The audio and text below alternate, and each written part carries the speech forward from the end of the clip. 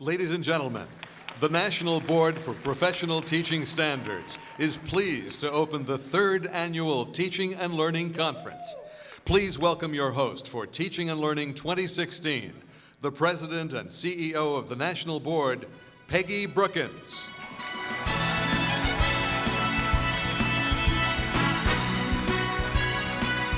Good morning. Welcome to Washington. Welcome to the 10th TNL Conference. We would love to have you have an incredible time at Teaching and Learning 2016. So what has happened up to this point, we know has been incredible from the sessions this morning. This is your conference. We built this conference for you, for all the educators in this room. And I expect over the next 2 days that you'll be carried on this great wave of energy, that you'll hear from terrific speakers, participate in exciting sessions, and those sessions will be relevant no matter what your background. As you build those connections with other educators in the room and build networks that will go past this conference, we look to see that all of us stay connected in those ways. We've said that this conference is where knowledge meets inspiration. Looking out at all of you and what has happened this morning, I am already inspired. We're here because we want to gain knowledge and become better educators. We're here together for all the right reasons. We're here to provide opportunities for students.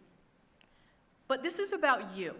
So if you are a teacher or an educator, stand up and make some noise in this room right now.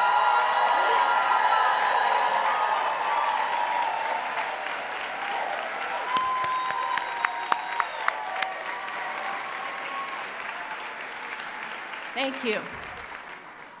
As president of the National Board for Professional Teaching Standards and a board-certified teacher, I represent 112,000 teachers across this country, accomplished teachers who are the beacon of the profession.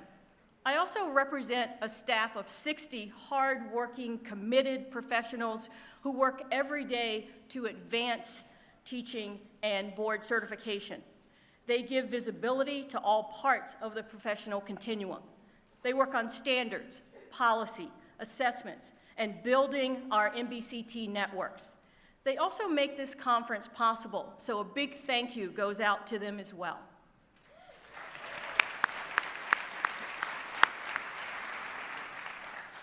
TNL is rich in tradition, and it also tends to most of the current topics. You'll hear from today's leading educators and policymakers, including our acting but soon-to-be Secretary of Education. Later today, you'll learn about emotional intelligence, and tomorrow we'll hear from another kind of education leader, Hadi Patovi from Code.org. Will talk to us about the importance of computer coding, something near and dear to me. These and other cutting-edge thinkers have joined us for TNL 2016. One tradition remains near and dear to our hearts in celebrating the great achievements in education. One way to do this is through the coveted James A. Kelly Award for advancing accomplished teaching. And that's how we're going to kick off this conference. And it's my pleasure now to introduce the presenters. Terry Holliday is a chairman of the board of directors for the National Board.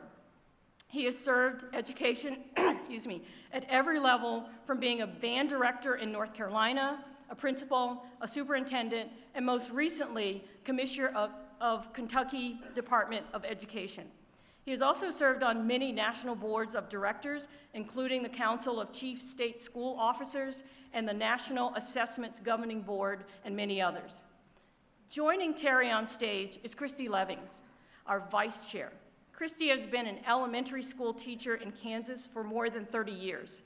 She served as president of the Kansas Education Association and more recently, a member of the National Education Association's Executive Committee. Please join me in welcoming Terry Holliday and Christy Levings to the stage.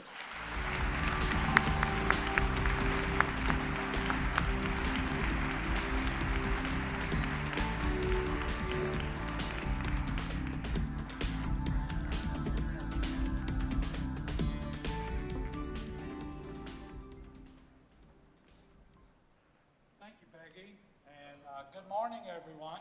Welcome to the 10th anniversary of Teaching and Learning. It is an outstanding conference, a collection of education experts on the stage and in the audience, all joining together to discuss ways to advance the profession and help each and every child meet their potential. On behalf of the entire Board of Directors and the National Board staff, I want to thank you for making TNL such a huge success. Thanks, Terry. This morning is particularly special as we have the honor to present the James A. Kelly Award. Jim Kelly was the National Board's founding president and CEO in 1987. It was a great leap he took to form the National Board, one of the more difficult assignments our profession has ever assigned. How do you create standards of accomplished practice in a field that is complex, diverse, as teaching is, especially when there's not a precedent for such a thing? And then, how do you determine when teachers reliably meet those standards? Well, Jim handled this challenge in the way that all great leaders do. He gathered around him the smartest people he could find in education, and then he tapped one of the greatest statesmen in our nation, and one of my heroes. Governor James B. Hunt of North Carolina chaired the board for many years. Yes. And the rest is history. When Jim retired as president, the board of directors thanked him by establishing the Kelly Award, which goes to that educator or educators who have demonstrated a tireless belief in the teaching profession and whose work has accomplished and been acknowledged as such a strong teaching workforce in the #1 strategy to create the greatest learning opportunities we can provide for our students. Last year, we honored Terry Holliday, and you know why we were so excited that he became our chair of our board when you heard Peggy's introduction. Well, I was extremely honored because of all the awards that one could ever receive, the most important to me is one that represents the teaching profession, because once you're a teacher, you're always a teacher. So this year it is our greatest honor to present this award to Dr. Ron Thorpe. Ron lived and breathed all that the Kelly Award stands for. He dedicated his life's work to finding new ways to put teachers in the driver's seat of their profession. Ron was a beacon for the teaching profession and a true visionary for the education field. His fervent belief was that everything centered in the classroom, and it came through this quote of his: "Where does the future begin? In schools and in classrooms, where teachers imagine the full possibility of teaching and learning." Ron believed that to his very soul.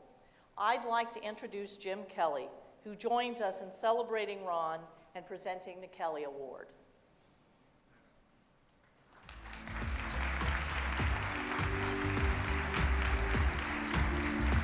Thanks.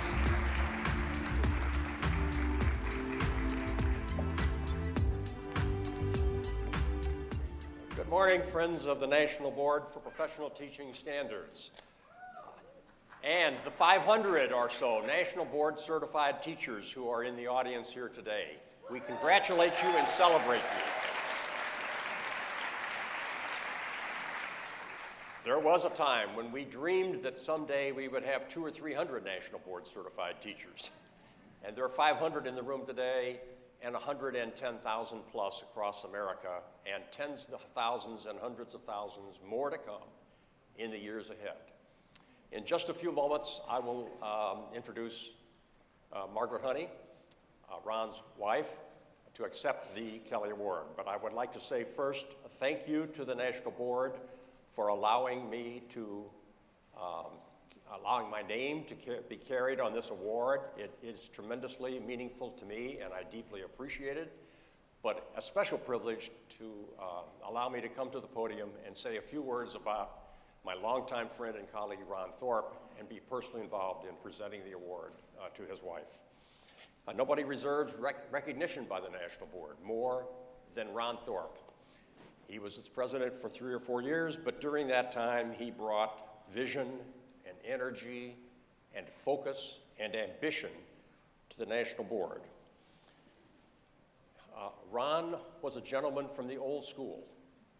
He was modern and progressive in his thinking, attended public schools in Carlisle, Pennsylvania, and was a classics graduate of Harvard University.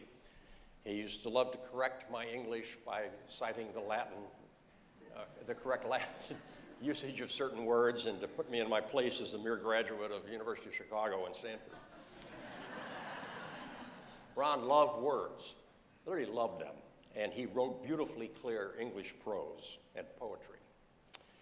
Throughout his career in education, philanthropy, and the media, he championed equal education opportunities for all. Ron's mentor in the doctoral program at Harvard University was Ted Sizer, himself one of education's longtime greatest champions about the power and impact of teachers and teaching. Like Ted, Ron knew that when it came to improving student learning, only teachers could actually make it happen.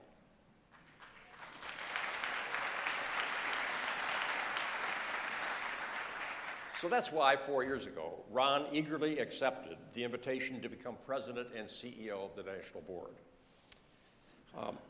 With true Thorpian gusto, those of you who knew him personally would understand what I mean by that, he threw himself into the task of rebuilding the organization. I will give you one short example.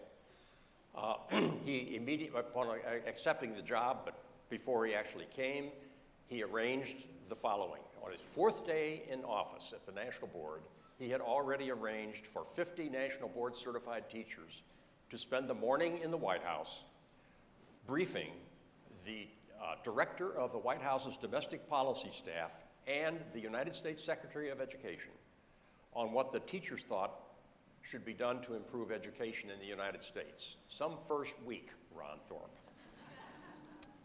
Ron was a student of the medical profession and how over decades it became a real profession. And he wanted us to follow many aspects of that story. He had the vision that all teachers should seek National Board certification and most should achieve it. He tirelessly asserted that the whole pipeline of preparation and professional development had to be aligned to the profession's highest standards of teaching performance. But he went further. He spelled out the major policy and institutional changes that had to happen if all the moving parts of the infrastructure of teaching were to be aligned together, from preparation, employment, induction, residencies, professional development, compensation, and so forth. He was unafraid to tell truth to anyone and painted a vision for the paths that this profession will be following for decades to come. Thus, Ron Thorpe's agenda, a vision for the future and the real world changes that were needed in this profession, his agenda, is now our agenda. In his final months, Ron asked me several times, Jim, he would say, do they get it? Yes, Ron, we get it. He was himself, not a carbon copy of anybody else, not like anyone else. He knew who he was and what he valued. He was a charismatic education leader, but also a very loving and caring person. He deeply appreciated the talent and commitment of his staff and his board, and he especially treasured his new relationships and growing relationships with teachers across the country. He was our role model.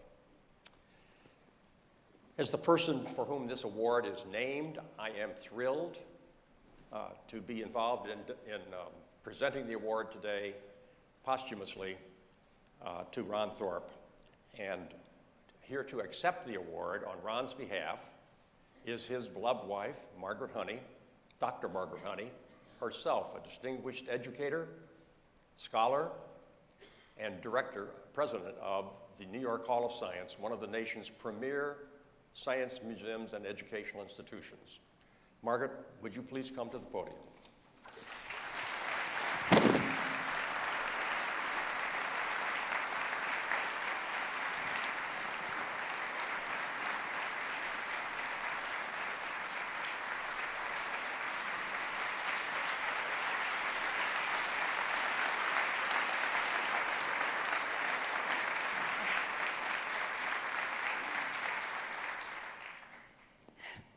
thank you, Jim, and Peggy, and Terry, and Christy.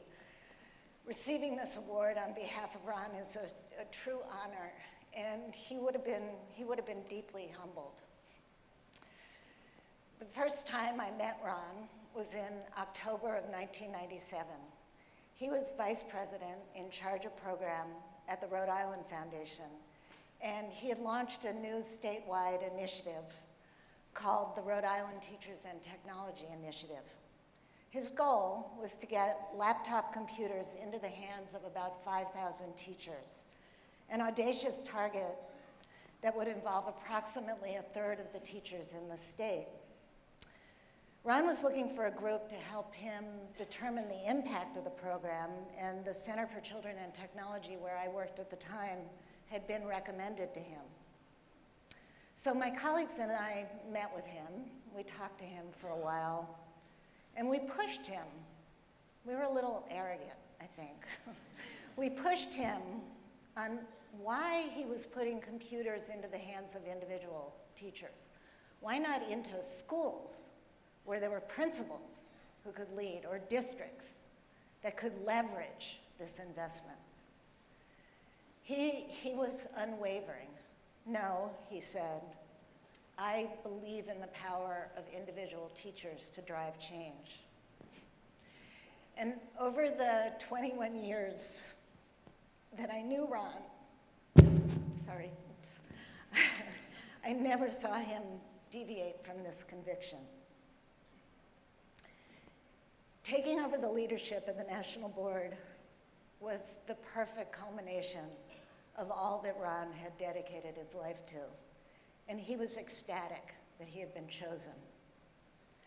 When Ron took the job in December of 2011, the board was in trouble. Revenue had declined, and the process of getting certified was laden with outmoded and cumbersome procedures. But what got under Ron's skin the most was that the board had fallen off the educational radar. He hated hearing what he heard too often in those early days. You're running the national board? I thought they had gone out of business. So in those early days, there were 3 key people that Ron put on his mental speed dial: Randy Weingarten, Dennis Van Rokel, and Arnie Duncan. Their chiefs of staff, if any of you are here, you'll remember this, would be the first to get the Ron call if the board had not been invited to a meeting, had not appeared in a national report, or had simply not been top of mind. This wasn't about arrogance. For Ron, it was a matter of faith, of true belief in the power and potential of the profession.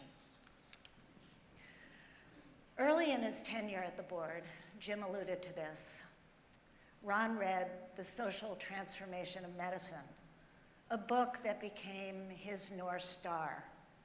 Ron believed, in fact, he became a bit obsessed, that the transformation that the medical profession went through in the early part of the 20th century is an important analogy for what education needs to accomplish in the early part of the 21st.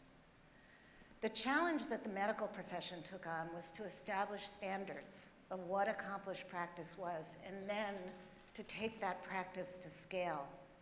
And according to Ron, there were 2 critical inflection points: the development of board certification and the establishment of residencies as a core part of the professional practice of doctors. These 2 tools, Ron believed, were key to the professionalization of education as well. I was recently rereading a piece of Ron's writing, and in it are key words. He wrote, "A distinguishing operating principle of a profession is those who are in it define its essential ingredients." How many times did you hear Ron say, professions are defined by the practitioners who sit at the center of the enterprise? This is the power of the National Board for Professional Teaching Standards, and this is the power that Ron believed that each and every one of you, board certified or not, holds in your hands. Ron was not shy about making big and bold announcements. He believed the teachers' union should embrace board certification as the pinnacle of accomplished practice for their members. He wanted board certification to become the norm rather than the exception. In the same way that the medical profession has succeeded in making board certification the only acceptable standard of accomplished practice, he wanted the education profession to do the same.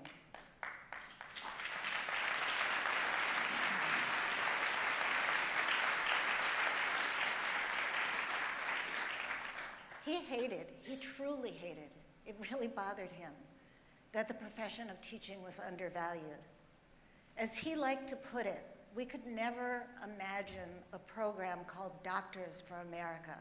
And sadly, we have no problem thinking that 6 weeks of training is enough for bright young people to go into our most challenged schools.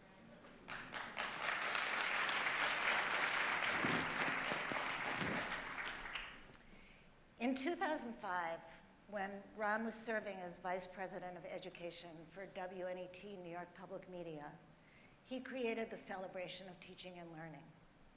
He loved producing this conference. He passionately believed that teachers should have an event where they felt like guests at the TED Conference or the Aspen Institute. It's what you deserved, to be treated like thought leaders and rock stars.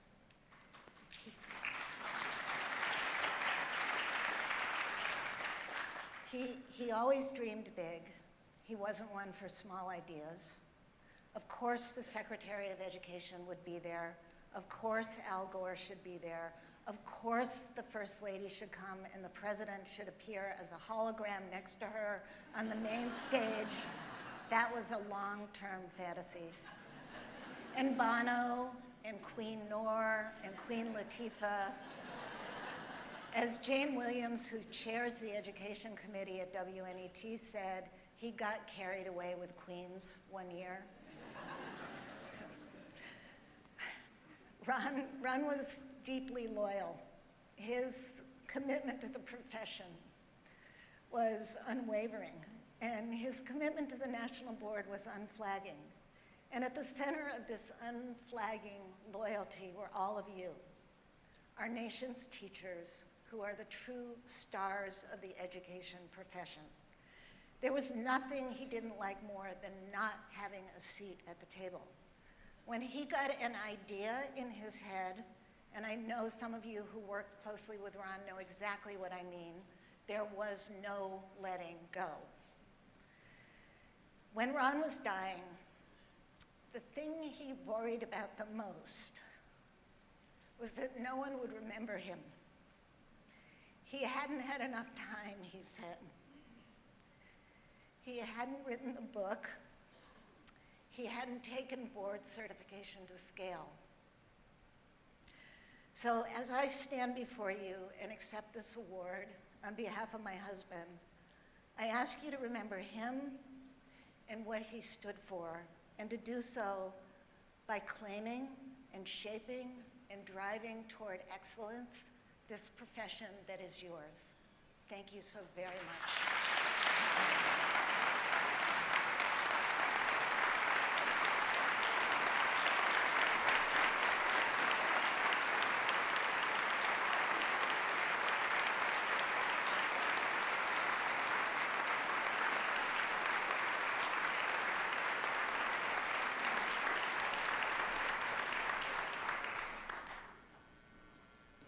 Ladies and gentlemen, please welcome to the stage the President and CEO of WNET, Neil Shapiro.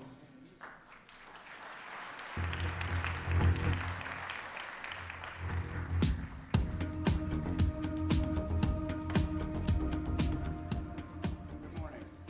Good morning. It's an honor to be here to celebrate the legacy of Ron Thorpe and his ongoing contributions to the world of education on behalf of WNET. so I was lucky enough to work with him. But I want to start by saying we also should honor Margaret, because we know how much Ron valued her support and their shared passion for all things related to education. Not long after Ron joined WNDT as Vice President of Education, he saw a way to solve a problem that affected teachers across the region.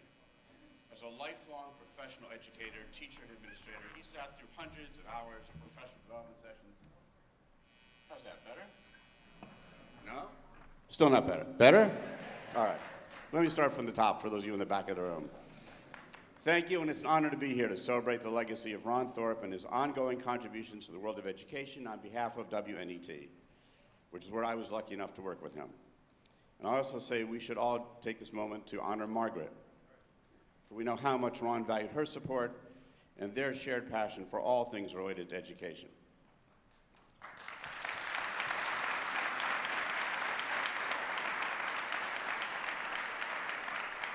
Not long after Ron joined WNET as Vice President of Education, he saw a way to solve a problem that affected teachers across the region.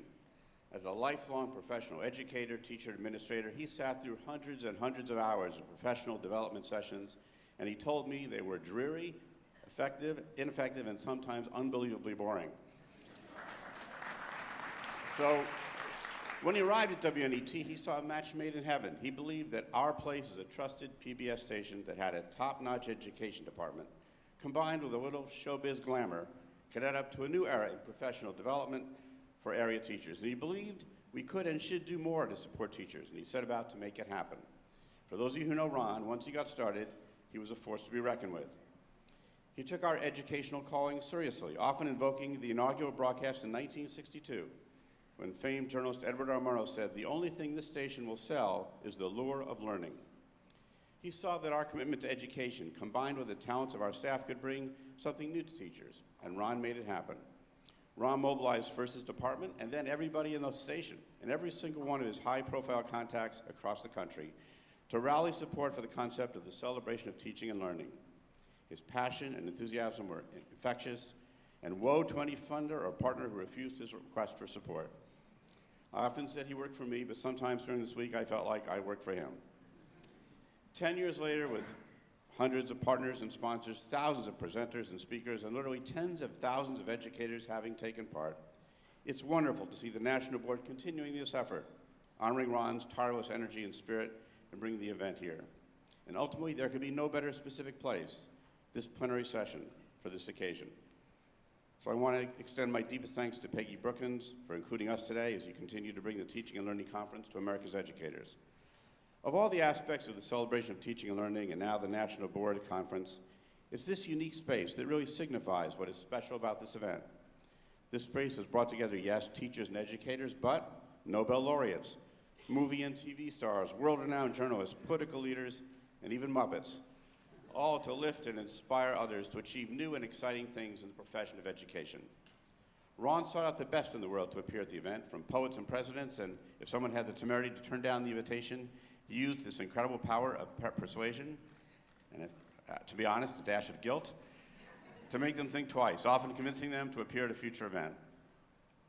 It is this energy, this striking and unique combination of perspectives that really makes this event shine and stand out. And it's this spark that Ron really brought to this event, this idea that educators deserve to hear from the best that our world has to offer, so that they, in turn, can give the best they have to their students.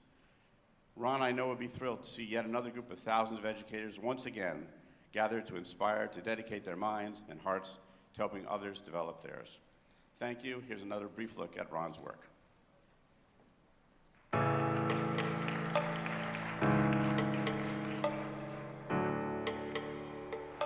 Teachers have to have inspiration. They have to have content knowledge, but they also need to be inspired about learning. That's what learning's all about. It's new ideas coming into your brain and your heart and creating learning environments for kids that are the same way. Let's take a look back at what it means when knowledge meets inspiration. You know, this is something that never happens for school teachers. We are celebrating you and the great work you do. It's not just another meeting, not just another conference. Celebration is the appropriate word. What is the wiring of your mind? What solution paths do you invoke to get the answer? Because that is the richness of life. I definitely wouldn't have made it as far as I did in my life if I didn't have teachers who inspired me. Teachers are our nation builders. We've got to inspire them so that they can inspire our children and the world. We're learning more and more about the interconnectedness of all life. It's our responsibility to constantly remind people that we teach the whole child. Who you hang out with can affect your perspective on things. My teachers formed me, molded me, trained me, and taught me. And above all else, they made me curious. Curiosity is at the heart of all learning, as you all well know.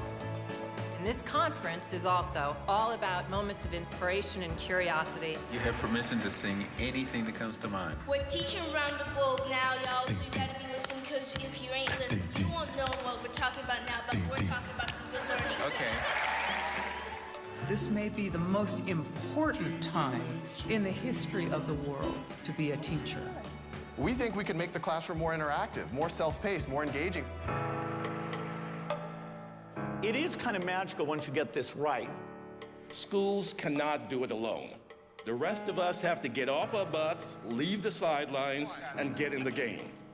Facing reality is a big challenge for a lot of folks, kids and adults. Ask questions and get the true story. Kids who are standing on the ledge of greatness and in many cases don't even know it. I now know that what you do is Herculean. People have aspirations and dreams, and we have to understand how to bring that out in a child. It takes leadership and it takes vision. We as a profession are always more than the sum of our individual parts. What I'm saying here is that we are all connected. Students, family, teacher, school, community, we each have a role to play. And this is an amazing example of what we can do together. As Ron Thorpe has said, teacher leadership is about momentum, and this effort is growing. Once a year, we want the entire profession to come together in the joy of imagining what is possible for our children, because what we do is important.